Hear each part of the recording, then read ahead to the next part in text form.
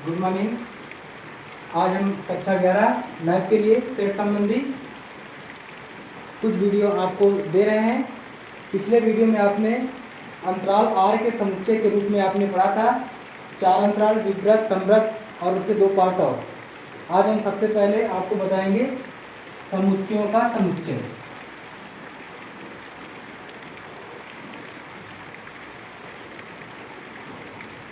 का समुच्चय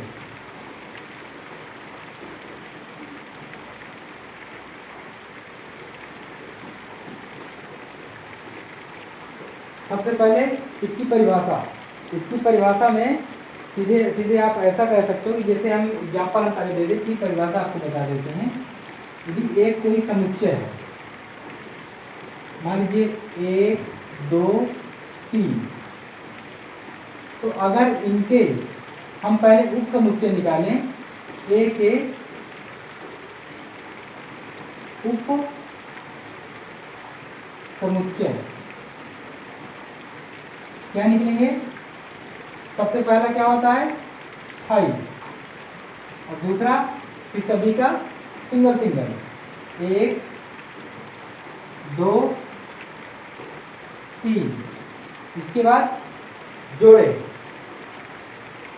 1 2 2 3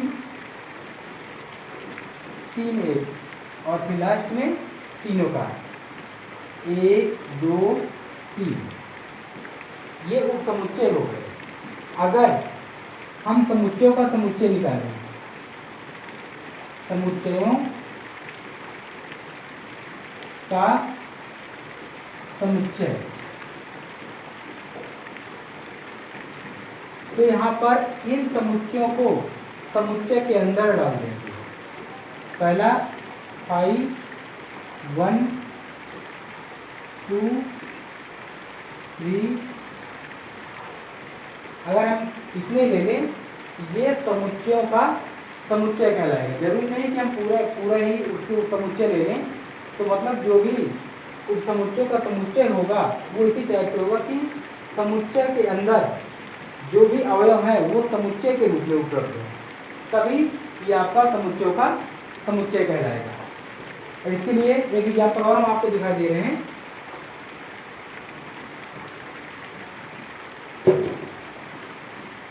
जैसे मान लीजिए a बराबर 2 3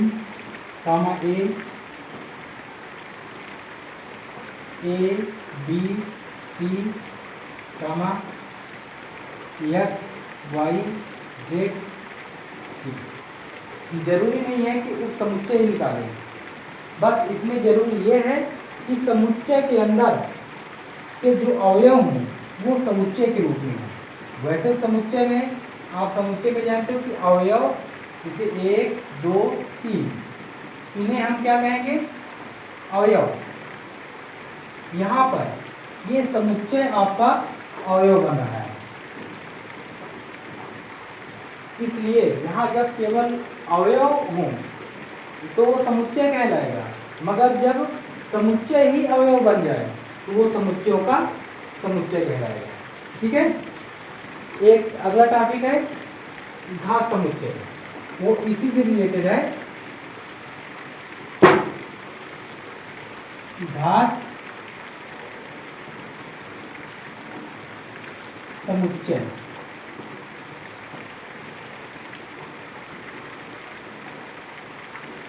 घात समुच्चय में ये कह सकते हैं दिए गए समुच्चय के सभी उप समुच्चयों को घात समुच्चय कहते हैं। जैसे कि हमने आपको एग्जाम्पल एक उप समुच्चय का हमने बताया, तो उसे हम घात समुच्चय कहेंगे। एग्जाम्पल के लिए हम एक एग्जाम्पल ले लेते हैं। यदि a बराबर दिया है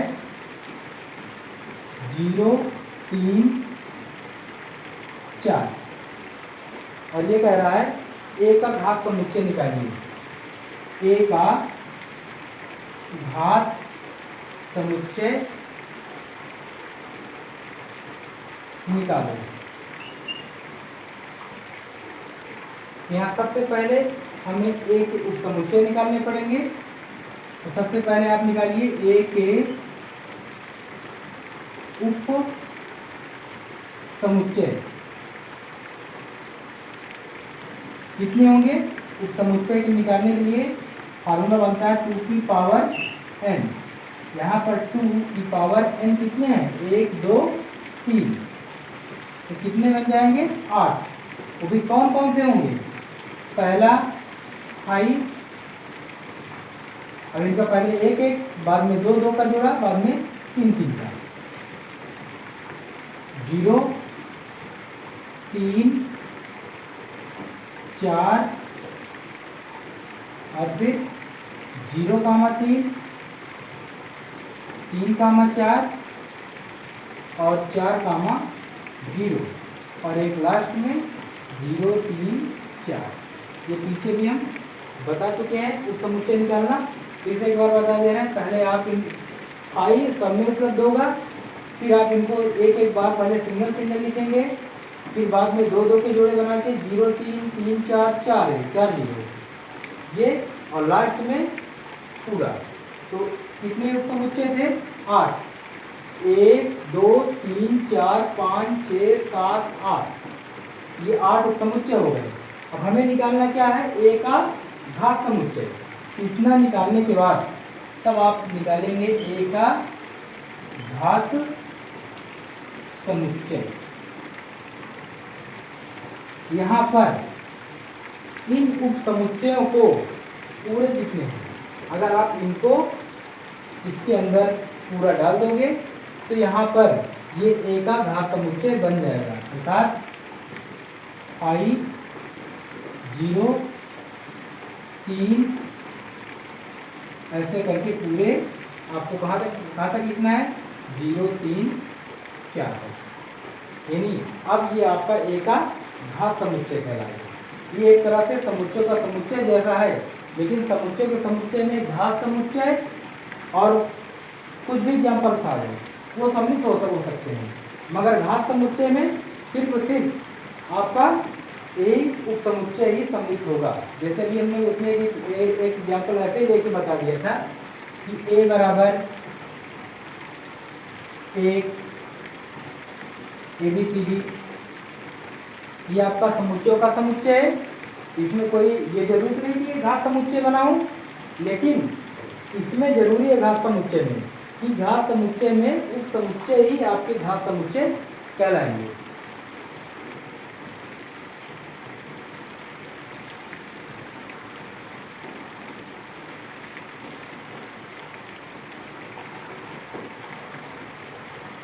एग्जाम्पल और इसमें कहा है, एग्जाम्पल नंबर 2 में दिया है कि a बराबर 0 2 कामा 3 ये दिया है, और तो कह रहा है TA का मान बताइए। TA का मान, तो TA का मान आप कैसे निकालेंगे? इसके लिए सबसे वही आपको निकालना है इसका घात समुच्चय।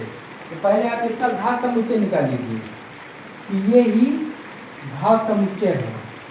घात समुच्चय, यहाँ पर a के उप समुच्चय कितने होंगे? a के उप समुच्चय, यहाँ पर ध्यान से देखिए कितने अवयव हैं? 1 2, ये एक समुच्चय आपका पूरा अवयव है। यहाँ पर सबसे पहला क्या होगा? i, दूसरा 0 और तीसरा ये पूरा स्वयं 2 कामा 3। इसको हम यहाँ पर अलग अलग नहीं कर सकते क्योंकि ये पूरा एक अवयव बना हुआ है, अवयव। और फिर लास्ट में इन दोनों का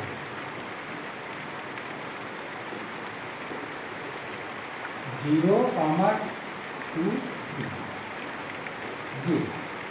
ये इसके ए के उप समुच्चय हो गए और यही इनके घात समुच्चय भी बन गए। तो आपका क्या बन जाएगा? PA बराबर, बस इसी को थोड़ा लिख दीजिए, i 0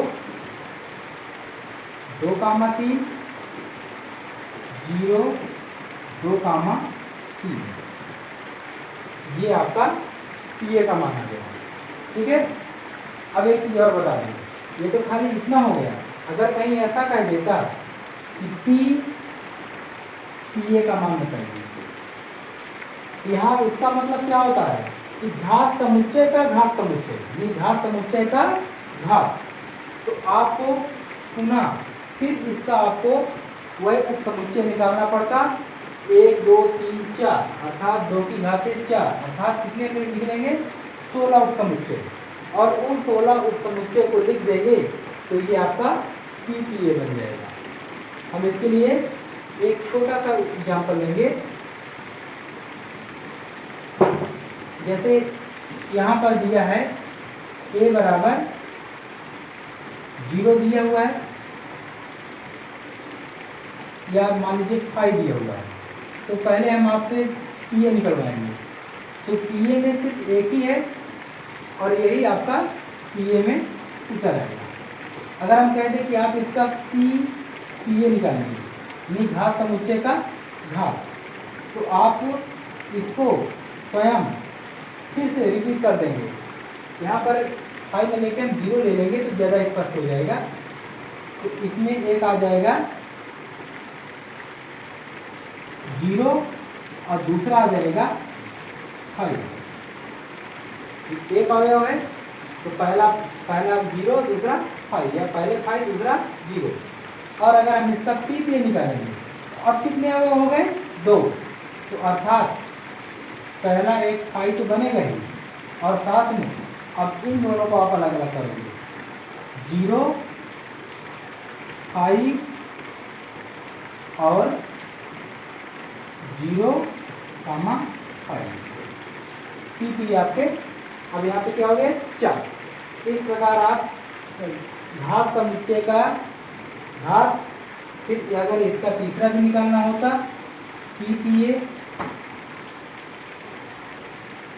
तो आप इसी प्रकार इसको बढ़ाते चले जाते। अब इसका आप उप समुच्चय निकालेंगे तो ट्रिपल पीए निकल आएगा आपका, यानी घात समुच्चय का घात का घात।